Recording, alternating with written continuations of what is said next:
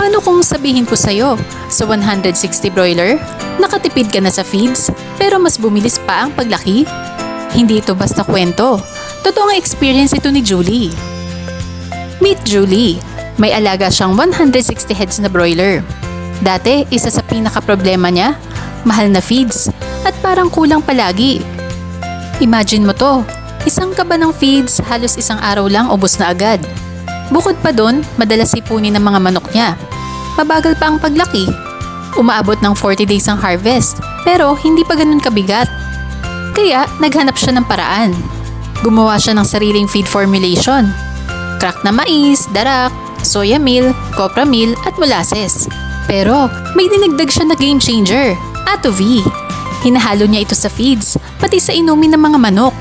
At dito na nagsimulang magbago ang lahat.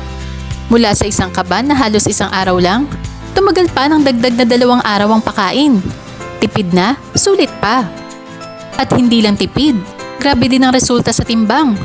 Sa loob pa lang ng 9 days na pagpapakain, mahigit 1 kilo ang ibinigat ng kanyang mga broiler. Dito mo masasabi, hindi tinipid ang paglaki. Dati, sipunin at sakitin ng mga manok niya. Ngayon, halos wala na. At kung magkaroon man, mabilis din makarecover. Bonus pa, wala nang mabahong amoy ang dumi. Nagkakaamoy lang kapag nabasa. Ang pinaka-importante, nawala ang stress ni Julie. Hindi na siya nag-aalala kung saan kukuha ng pakain o kung sapat ba ito para sa mga alaga niya. Sa madaling salita, nakatipid sa feeds, bumilis ang paglaki, mas gumanda ang kalusugan ng mga manok. Isang simpleng pagbabago, malaking resulta. Kung gusto mo rin ng mas tipid pero mas epektibong pagpapalaki ng manok, subukan mo ang Ato-V sa iyong feed formulation. Message mo lang ang Ato-V ngayon at simulan mo na ang mas maganda resulta sa iyong alaga. Ato-V, tipid sa pakain, panalo sa paglaki.